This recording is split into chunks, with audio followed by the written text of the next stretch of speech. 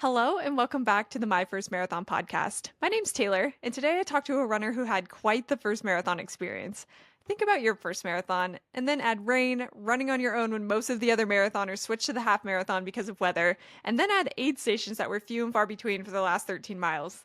That times 10 is the race experience that this runner had, and now she's back training for her second marathon, which will be her redemption at the 26.2 distance. I'm going to let her tell it, so let's go ahead and jump right into her story. Please welcome Emma.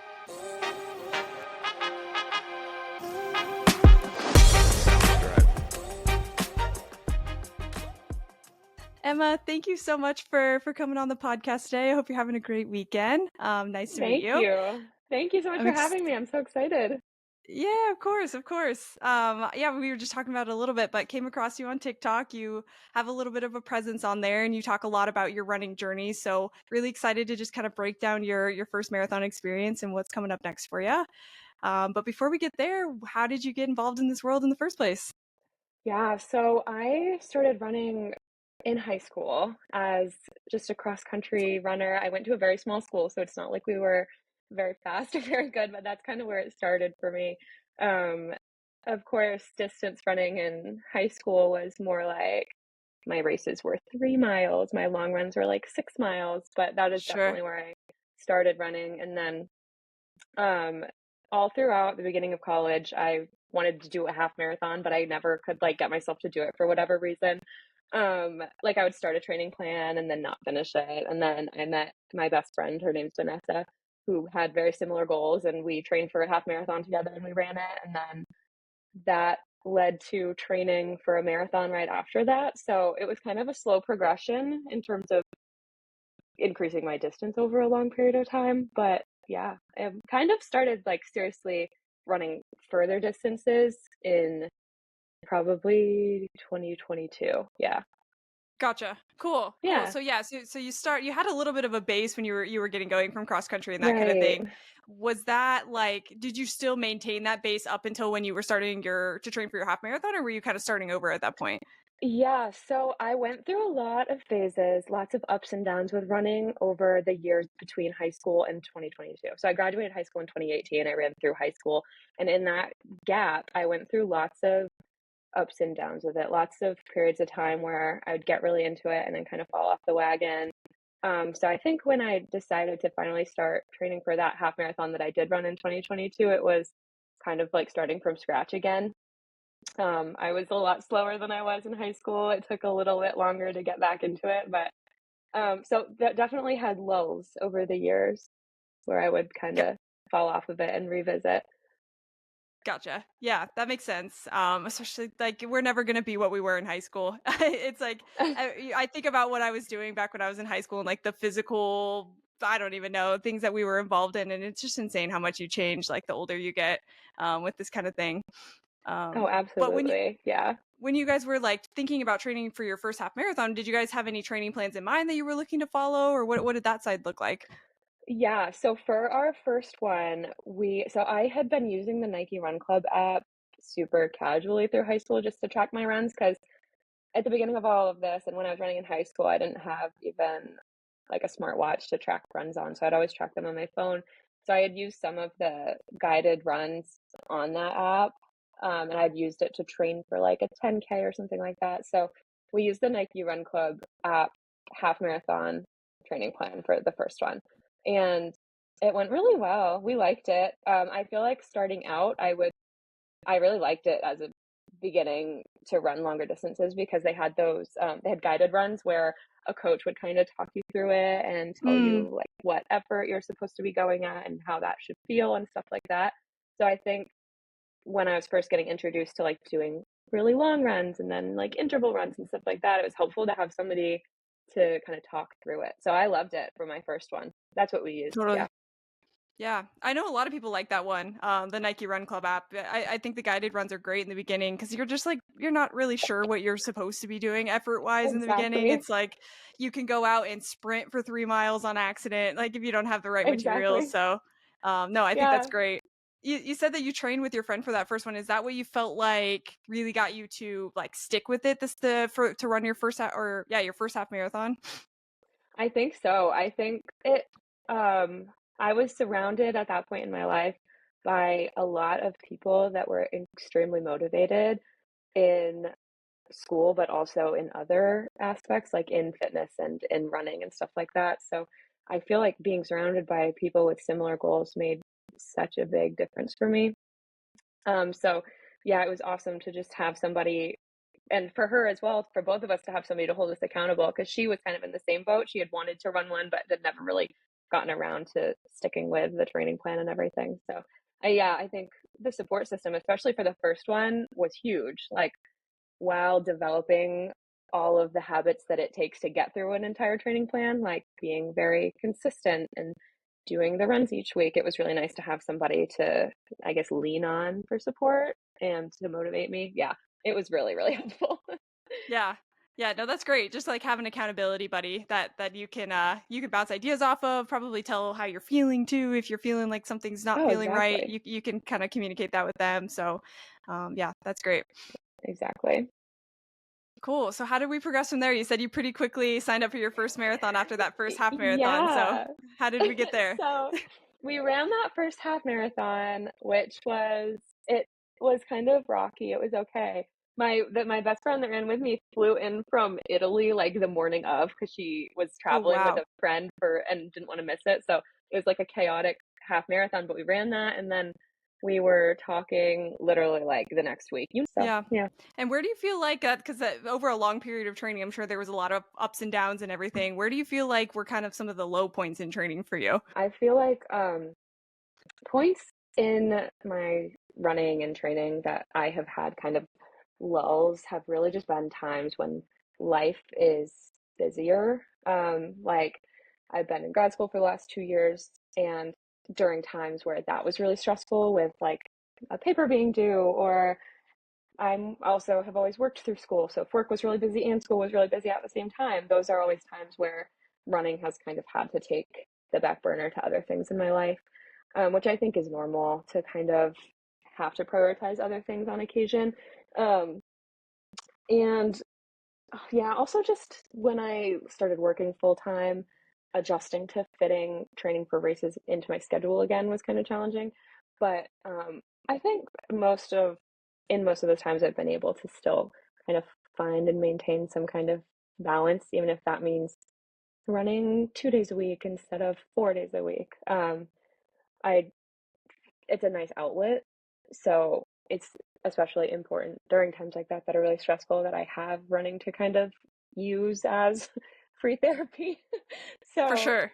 so yeah, lulls are really just when times are busy, I guess. In winter, I don't like running outside in the winter. The weather's In horrible. winter. So Yeah, weather plays. It's either we either are complaining about it being too cold or we're complaining about it being too hot. I feel like it's never exactly. it's I never the would, perfect yeah, time. I know. I would much rather be too hot, I think, is what Would I'm you learning. really? Oh yeah, I would probably be the opposite. I would run in 19-degree weather before I ran. Like today, I ran and it was like 89 degrees, 50 something percent humidity, and I was like, I'm done. I'm out of I here. know. Oh my gosh. It is tough in the summer too, but I love getting to the end of summer and then it's fall and you realize like, oh wait, Yes, I have been getting more in shape as the summer went on, even though I felt sluggish and hot and yes, miserable the entire time. It's always nice to get to the end of it and you're like, oh wait, I feel kind of athletic now that it's 60 yeah, I degrees did out that. again. Yeah, Right. exactly.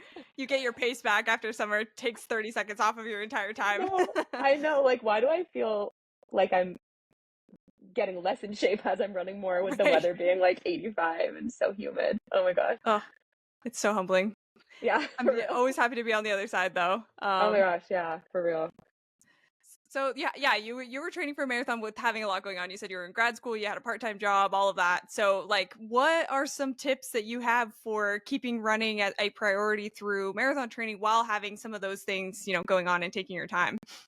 I think as I getting through the first half marathon training thing was probably more challenging than it has been since then because now I just am at a place where I don't give myself a choice. I am like, I know I have this goal. I know this goal is important to me, and there are going to be so many days where I don't want to do it. There are so many days where it's easier not to get out the door or run, but I just have to remember why I'm doing all of it. You know what I mean? Yes. And So I guess I just kind of refocus and I'm like, okay, unless I have a legitimate reason that I'm not keeping my commitments to myself, like if I'm sick, I'm not going to make myself go. But Right. I've gotten a lot better over time at keeping the promises I make to myself, I think. And I think running has been the biggest tool for that in learning to keep the promises I make to myself and following through with commitments I make for me. I've always been good at following commitments I make for other people, but Of sometimes course. the commitments I make to myself are a little more wishy-washy. So yeah, Yeah. I don't know, just getting better at that over time and kind of a skill that you can strengthen. For sure. Yeah, and I think it's funny because I think we think of like when we think of runners, we think of the Boston qualifying group and the people who are have these big goals or they want to run like the six major marathons and all of this, but it's those goals require them to be so strict that they have to keep commitments to ourselves. And I think some of us runners that are a little bit like not taking it as serious. Maybe we have goals for ourselves, but we're not really doing it for anybody else. Like it is hard to make commitments to yourself and stick to them. So I think that's a Right. great point. Like the more consistent you are, the more you're going to continue to show up for yourself in that way. And running can be a great way to do that. Exactly. I totally agree. Yeah. Yeah. Cool. So opposite question then. What were the high points of training? When were you feeling like, all right, this thing is actually doable and I'm feeling like I can accomplish this? Oh my gosh. Yeah. I feel like I just remember using those silly little guided Nike Run Club runs where I don't know, have you ever used them in the past? Do you know Coach Bennett? I don't know specifically, but I have used Okay. like the coaching programs before, yes. Okay, well, there's this one coach on the Nike Run Club app. His name's Coach Bennett, and he always says the most wise, insightful things. I would die for him. Yeah. And there were just so many moments running on the trail with my best friend in the world where we were both like listening to the same guided run, and he would say something like, find the magic, like find the magic in what you're doing right now. And you would look around and it's like, I'm in the forest and the trees are green and there's these little animals out here and like the wind is blowing and I'm with my best friend and like life is so good. So there were lots of high points in the midst of the long, arduous runs where it's like, you know what, this Yes. really is so fortunate that I'm able to do this because I'm so lucky to have a body that lets me do this and a friend that will do this with me.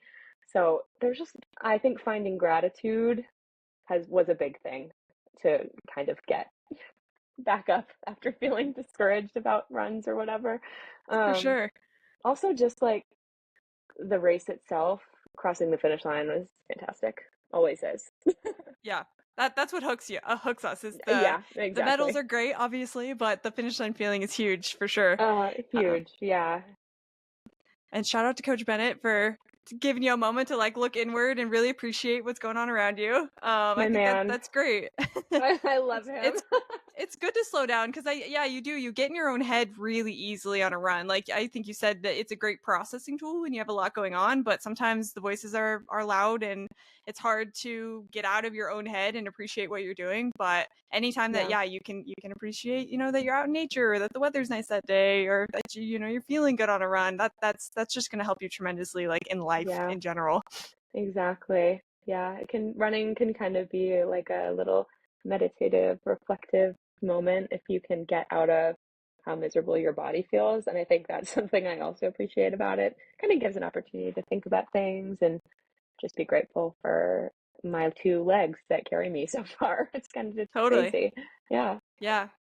Well, cool. And then you said that you gave yourself a really long time to train. When or what was your top mileage that you hit? Did you hit like a 20-mile run, 21, 22? What was your top mileage? Our top mileage was 20 before the marathon, which was what our training plan called for. So we just kind of stuck with it. Yeah. Um, 20 was a big scary one for us. I remember being like very nervous about that run. Um, so the longest we did was 20. I think that was a couple weeks before the marathon. Yeah. Yeah. So it felt pretty nervous going into it. What was the actual run like? Did you get to do it with your friend? You guys did every single training run together for the most part? Yeah, we didn't do all of our training runs together, but we always tried to coordinate for our long runs, which we Mm, appreciated. It's always nice to have company when you're out. And we've always had very similar paces, so it was always just nice and relaxed. And um, yeah, going out for that one, we had canceled everything else we had on that Saturday because yeah, we for were sure. like, this is going to be a doozy.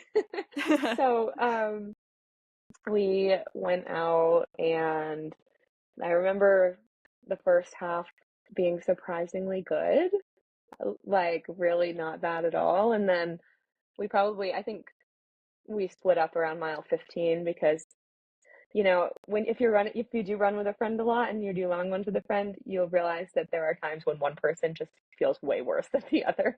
So there's always a Mhm. point when we do our long runs together where one of us is like, go on without me. You have this on your own.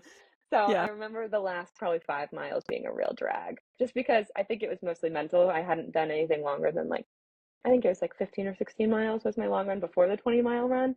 So it was Mm, just like, oh my gosh, this is insane. But I felt surprisingly good after, which was surprising. yeah. That's a big jump. I feel like that's like a big jump in your training plan going from 16 to 20. Yeah, Like were yeah, I don't remember why it was that way. I think we must have yeah. skipped one, to be honest.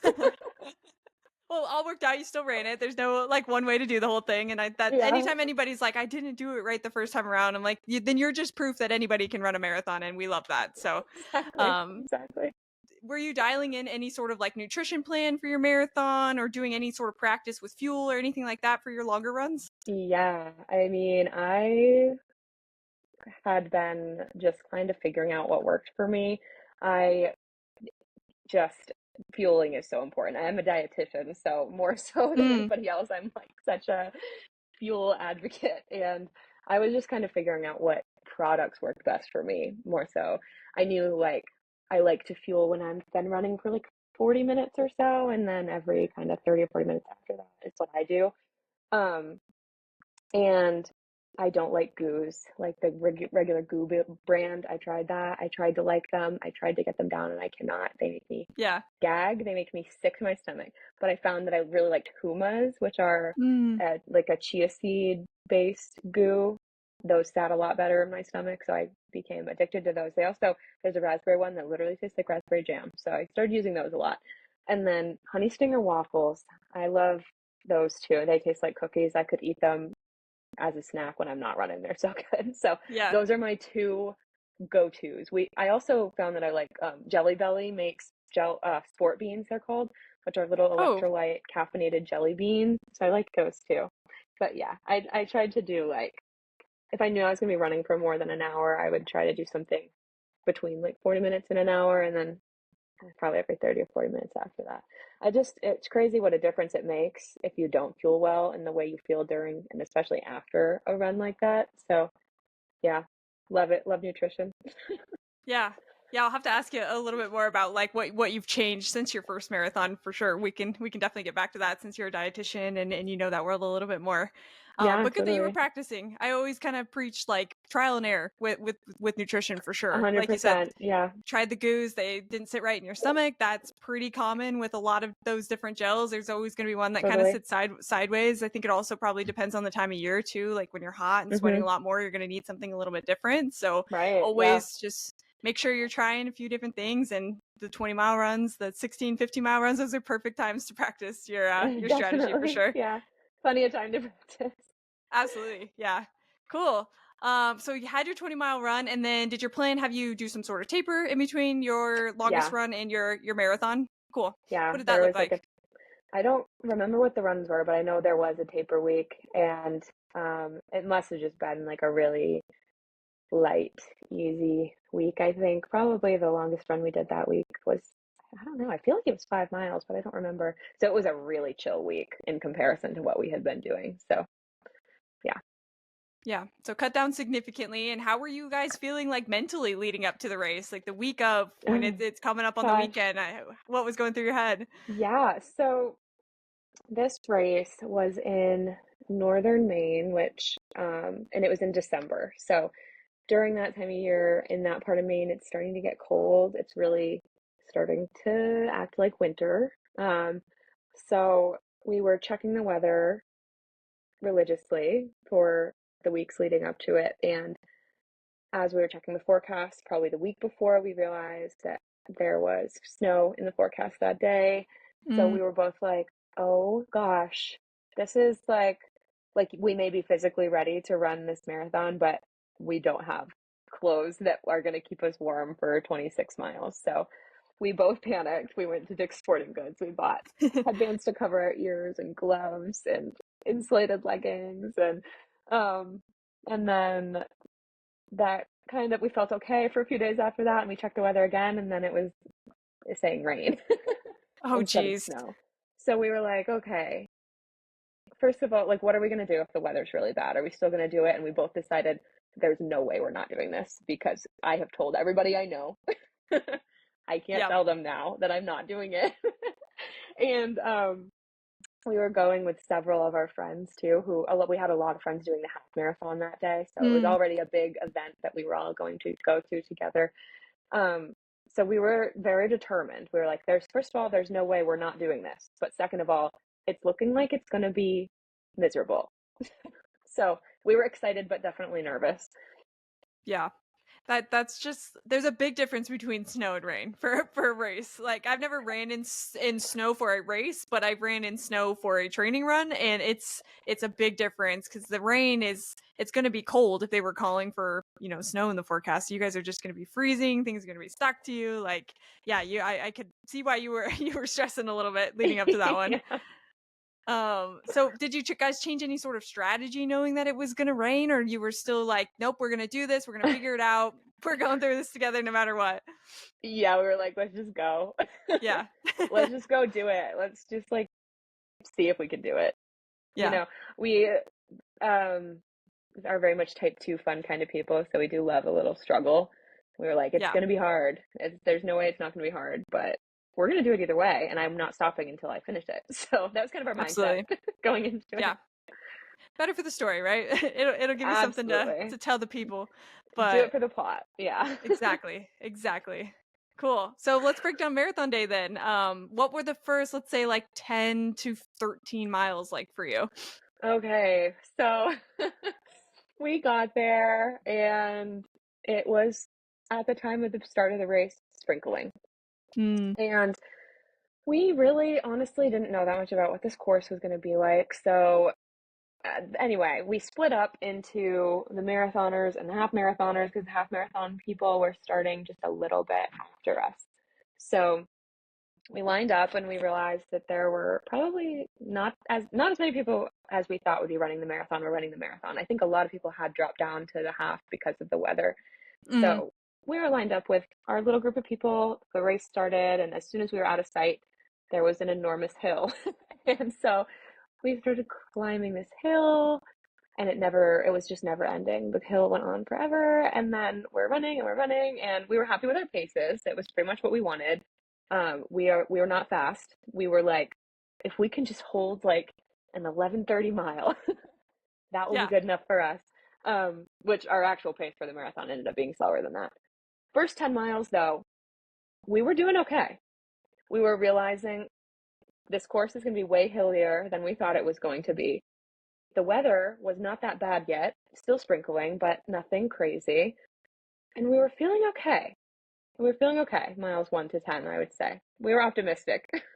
Sure, sure. So nothing really crazy. And it started raining at that point, or it was still kind of just It sprinkling was for the first it was 10? a nice drizzle. I Okay. do remember also within the first 10 miles, we realized that some of the terrain was not super easy to run on, because Mm, part of the race was on dirt roads, which we were initially very excited about just because it's so much more easy on the knees than pavement is. But yeah. that dirt road was covered in like this much slush and ice. So we were slipping and sliding all over the place. But the energy was good, I would say. The marathon course was 13.1 mile laps. So Gotcha. during that first lap, we were with a ton of other people. The energy was great. Um, when we were going to turn on to the second lap, there were tons of spectators and everything. So the energy was good. We're feeling good. Finally, it was not bad. Yeah. Good. Good. I'm surprised, like you said free run, and I was picturing like a smaller local race, but it sounds like there was quite a bit of crowd. Like were the aid Yeah. stations pretty good too? It was Oh, pretty well organized. so there are some quirks about this race because it is Okay. free. So Yeah. the whole kind of point of this race being free is to kind of boost the local economy in this town. It's in Millinocket, Maine, which is a very small town, super far north. And So the whole goal of this race is to kind of boost the local economy. They want people coming to the businesses, and their only kind of caveat is, okay, race registration is free as long as you go to the local businesses and spend money at the local businesses, which is so nice and so fair. Yeah. And it's a cute little town. It was lovely, but because it was free, all of the aid stations were volunteers. And when I say volunteers, not like race organized volunteers, it was like people that came out of their homes with a TV tray and put water bottles on it, Oh, or like geez. grandma who lives in East Millinocket baked brownies and brought them out for the runners and Oh stuff like my that. gosh. So they were not organized aid stations. So because of that, we had absolutely no idea how far apart any of them were going to be. So, and I was not prepared, to be honest. And they very explicitly say this in the race information. They're like, don't count on there being water, don't count on there being fuel. But I didn't bring like a water pack with me or anything. Mm. So it was the first lap was kind of like getting our bearings, like, okay, where are the aid stations going to be? What's this going to be like? So, and unfortunately, during our second lap, most of the aid stations had picked up and left. So we had aid stations for the first lap, which I was grateful for. And I'm grateful to all of the Millinocket locals who pulled up with their trays. Yes. Oh, also they were handing out shots of Fireball and like Oh my Fireball gosh. nips. So like I didn't take any. I couldn't. I was like, I'll throw up everywhere. But it Right. was just like really like fun, energetic. All the locals were out for this race. It was awesome. It was cool. Yeah, kind of fun. Kind of like it's a unique race experience for sure to just have like random people out I guess running the aid stations and it's a Yeah. surprise. You never know what you're going to get. It was very um small town Maine for sure. yeah. But I guess yeah, you were kind of mapping the aid stations the first lap around. You had no idea that the second time around it was going to be completely different. So like Mm. what was that second lap like for you guys? Oh, Taylor, this is where things start to go south for Vanessa and I. So we finally reached the turnoff point where the half marathon, we were approaching the finish line essentially. So the half Mhm. marathoners were finishing and we were about to veer off to finish our second, to do the second lap. So we were only halfway done. Yeah. There's so many people cheering us on. You're almost done. You're almost done. And we're like, no, we're not. We're halfway done. And Yeah. so when we turned off to start our second lap, there was not a soul that turned off at the same time as us. It was like we were the only runners in the world doing the full marathon. So as soon as we turn off, there's like not a person in sight ahead of us, not a person in sight behind us. We're just in the woods of northern Maine running this marathon by ourselves, essentially, is what it felt like. And at this point, the rain picks up. So it's a downpour. I'm We're both absolutely drenched.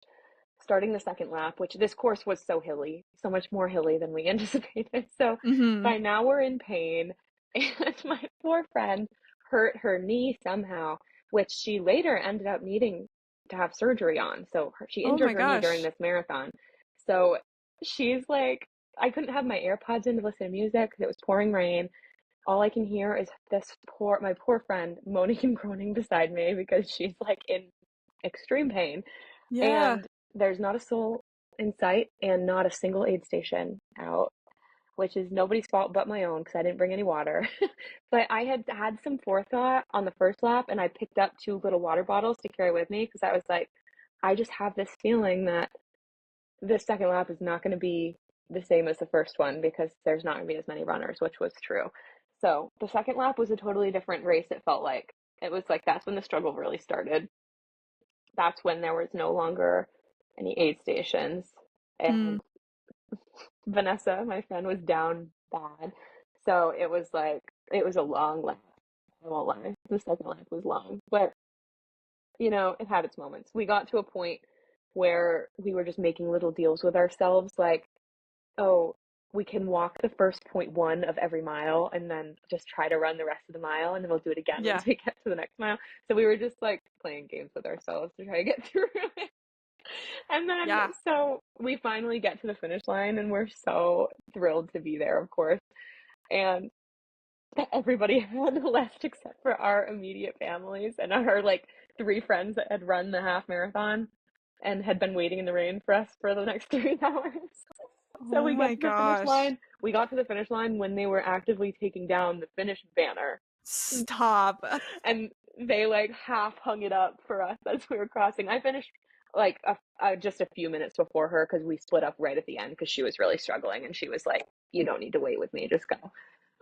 So I finished just a little bit as they were taking down the banner, and it was like just my parents and my boyfriend and three friends, and that was the finish line celebration. It was just Oh like my the five of gosh. us, but um, totally understandable because there was like nobody else running this marathon. Everybody had run the half. And so it was kind of an underwhelming finish. But that being said, it was still amazing because the people we cared about most were there. We had just done something that we had been wanting to do for like the year leading up to it. And, but that was in December of 2022. And I haven't run one since. I'm running one this October, but I haven't done one since because it was like low key traumatic.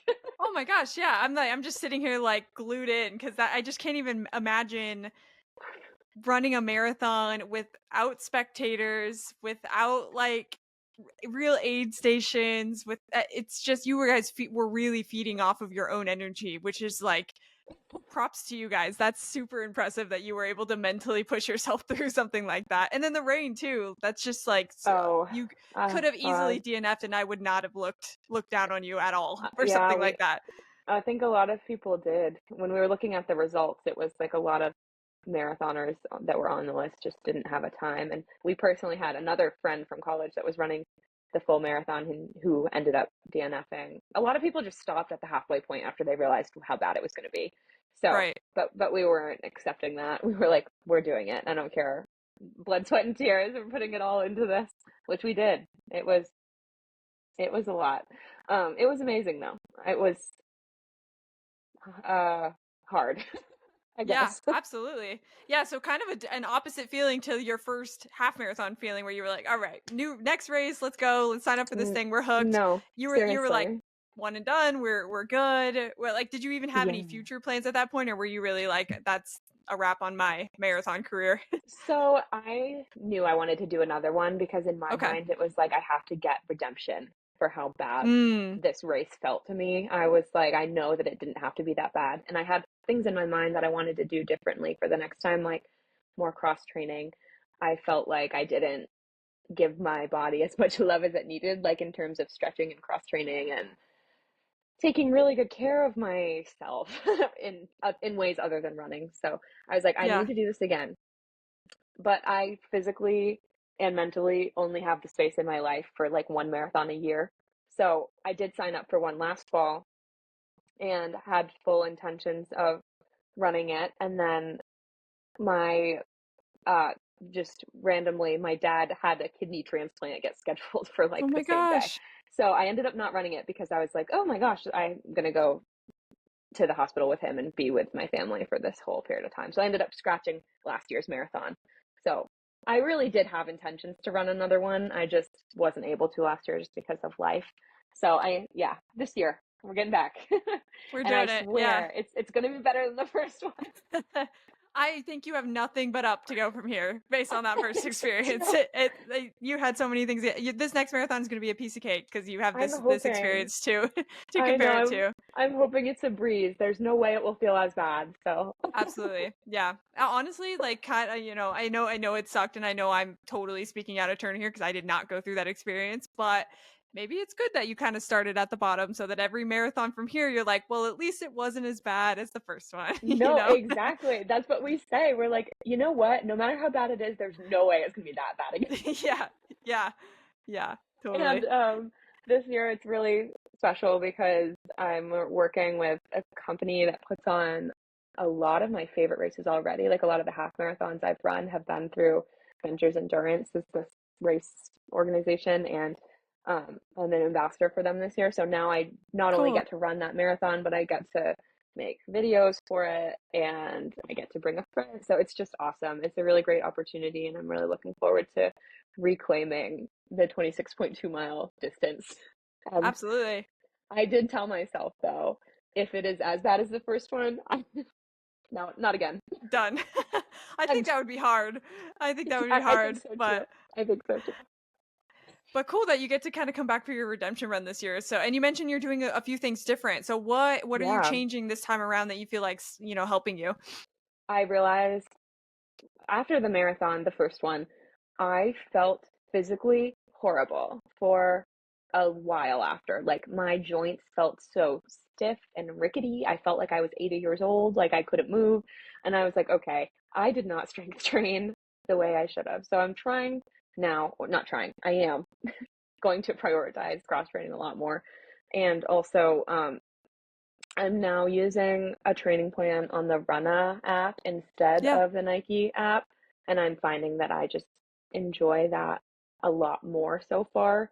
That I feel like I like the way it's set up because the training plan kind of increases mileage, and then you have a deload week where it's a little more chill, and then you have some tough weeks, and then another deload week. So I feel like it's going to be easier on my body that way. And also, with this training plan, I was able to be really specific about how many days I want to run per week and what days I want them to be. So the training plan is just a lot more catered to me, which I feel like makes it a lot easier for me to follow. Also, it did cost money. So, I mean, Nike Run Club was free, so that was nice too. Yeah. But I genuinely do really like this app. Not sponsored. They do not know me, but Sure. I love the Run app. That's been awesome. I've been doing that differently and then cross training. And also, this is a new one.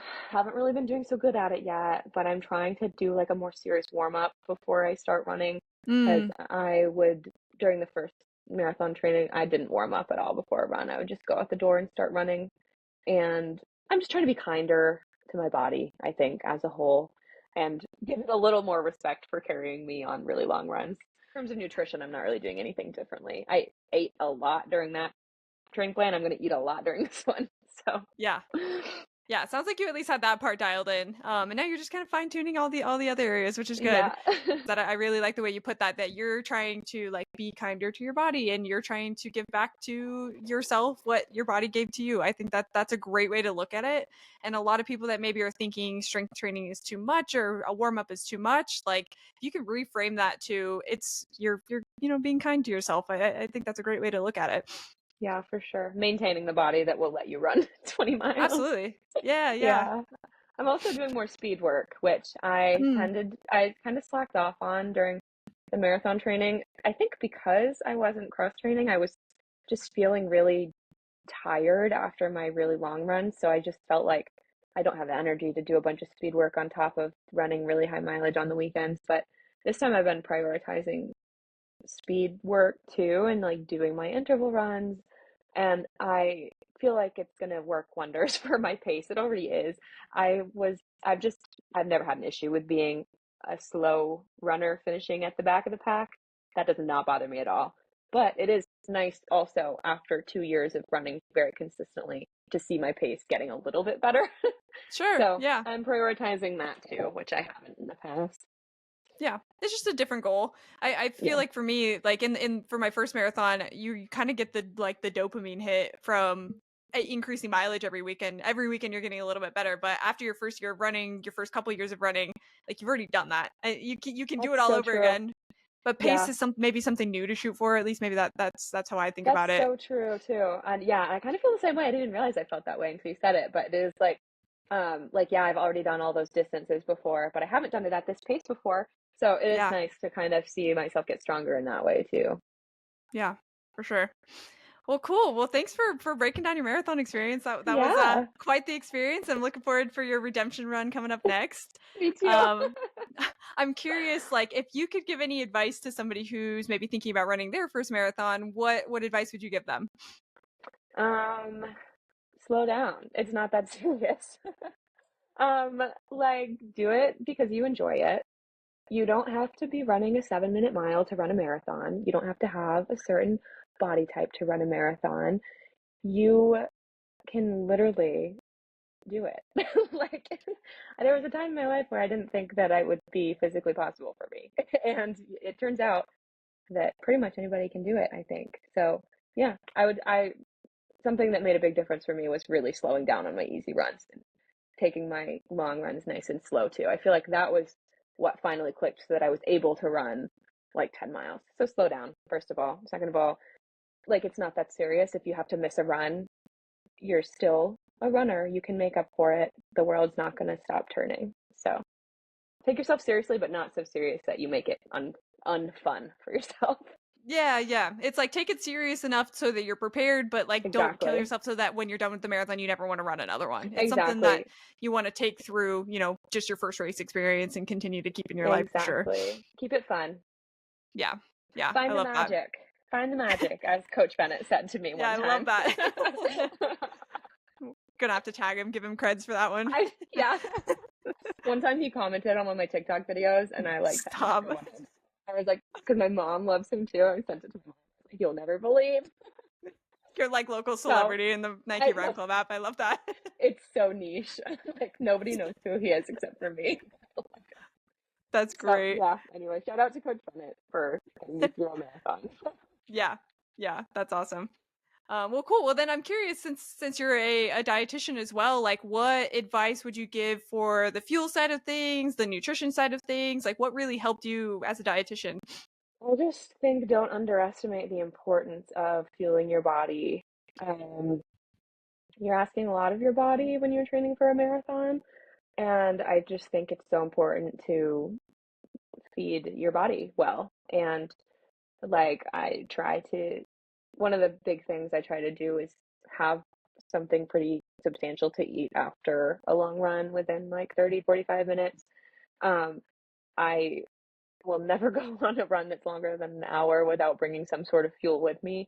I just don't underestimate how much better you will feel if you are consuming enough food and electrolytes and fluids and stuff like that. It really can make or break an experience, I think. Yeah. Um, yeah. For sure. Yeah, I think you don't really know how important it is until the first time that you like boink on a run or like you don't make it all the way through and then you're like, "Oh, okay, maybe Yeah, I need to work on this exactly. kind of thing." Yeah. But no, that's great. And then the last couple of questions I like to ask are just about some of your favorite things that you've liked over time. I always give the disclaimer, like this is your own journey. Like we said in the beginning, you should use trial and error for a lot of this stuff. Everybody's body is a little bit different. So for fuel, you said that you really like the Huma stuff. Is that what you've kind of been sticking with now, or do you have any other favorites that you like? I do love the Humas and I love honey stinger waffles still, but half the time now I just eat candy. Yeah. I've definitely like I'm running for 12 miles and I love to be able to have a sweet little treat in the middle. So like half the time I bring like gummy worms or nerd clusters. I love nerd clusters. So yeah, my favorite fuel is definitely still Humas and also like candy. Yeah. Yeah, candy's great. It's a good inexpensive option. It can get really expensive to try a bunch of different fuel options. So if you're not looking to spend a Definitely. ton of Yeah. money, I think that's great. Yeah. Yeah. Just Um, any kind of quick carb, like a very simple carb that will digest really fast. I feel like yeah. in my mind, the only difference between like a goo and a piece of like Laffy Taffy is the electrolytes. So if I can get my electrolytes elsewhere and eat candy, then I will. Yeah. Yeah. Yeah, that's great. And then shoes, like what shoes have you liked over time? Do you have any shoes now that you're really loving? How has that changed? I have been a loyal Hoka Clifton girl for the last 2 or 3 years. I have always in the past, running in high school, had issues with shin splints, and I tried Mm. a bunch of different Nike sneakers back in high school, and then I ran in Sauconys and I ran in Brooks, and for some reason, Hoka are the only ones that don't hurt my shins. And also, I have extremely wide feet, like, and I need wide sneakers. And Hoka sells wide sneakers that are cute colors, which nobody else sells wide sneakers that are cute colors. Like you can Yeah. have wide sneakers, but they're black. But Hoka has them in fun colors, so I will just be loyal to them probably until I die now. Cool. Cool. Yeah, a lot of people really love Hokas. My mom just got a pair of Hokas and she's obsessed with them. So I know they're a great shoe for a lot of people. I like them. What do you run in? Do you like them? What do you use? I haven't tried Hoka to be honest. Yeah. I've heard I'm like more inclined to try them now that I've had this podcast because a lot of people really love them. But I've been a Brooks girl. But since I Okay. started running my first 10K, I've always loved Brooks. So I'm a little like hesitant to try Yeah. something else because I like them so much. I'm sure you feel that way about Hokas Oh too. yeah. Yeah. If it ain't broke, don't fix it, girl. Yeah, exactly. Well, cool. And then we know you got this race coming up. I forget if I asked, but when is this next marathon taking place for you? Yeah, so it's in mid-October, October 20th, I think. But I have some fun things other than that too. I'm running like a 10K with some friends, and I'm running a half marathon in San Francisco, which I'm so excited Ooh, about. cool. I've never been to the West Coast, but we're running a half marathon there in November. So I think, yeah, the next oh, and I'm running another half marathon a couple weeks before the marathon too, because my mom is running her first half marathon. That's Um, so fun. and so I have to be there with her for that. So I have the Maine half marathon in Portland, Maine in October. Then I have the marathon I'm running in October in New Hampshire, and then half marathon in San Francisco. And kind of until then, I'm just kind of training and vibing. Yeah. Yeah, but it's Yeah, good to have races to break up training. It gets a little monotonous yeah, when you don't have anything on the calendar. So, yeah, and you'll love San exactly. Francisco. That my mom's whole family's from there. I'm from the West Coast, so I could Oh I my could gosh, gush about it for an hour. But yeah, you'll love San good, Francisco. It's beautiful. awesome. I'll message you for recommendations then. Yeah, for sure. Well, cool. Well, thank you again for walking through everything. And if anybody wants to follow along with you and see what's coming up next for this race, where can they find you?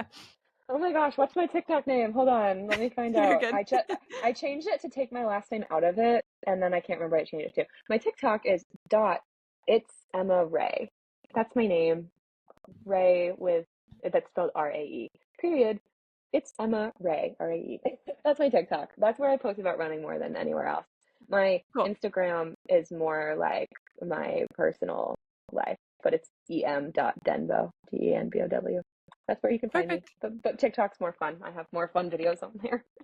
Cool. I'll make sure to link them both so everyone can see them. Yeah. But yeah, just thank you again. It was great to meet you, and looking forward to seeing what's next for you Thank you coming so much up. for having me. This was so fun.